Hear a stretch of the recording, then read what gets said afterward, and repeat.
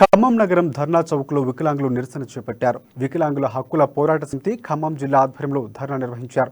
వికలాంగుల పెన్షన్ను 6,000 రూపాయల వరకు పెంచాలని డిమాండ్ చేశారు. వికలాంగుల శాఖకు మహిళా శిశు సంక్షేమ శాఖ నుండి విడదీసి ఇళ్ల పాట్లు అలాగే లేదా డబుల్ బెడ్రూమ్ ఇల్లు ఇవ్వాలంటూ డిమాండ్ చేశారు. వికలాంగుల న్యాయమైన డిమాండ్లను తక్షణమే అమలు చేయాలని, లేని పక్షంలో రాష్ట్రంలో ధర్నాలు, ర్యాలీలు, నిరసనలు చేస్తామని హెచ్చరించారు.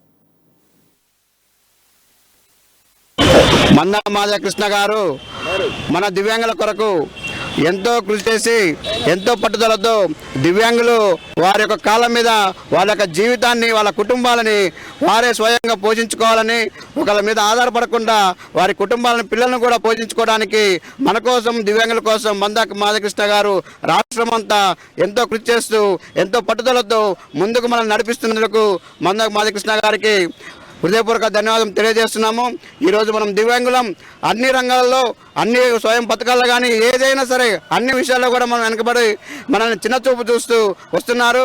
ఇక మనం చూసుకుంటే మనకు 3,000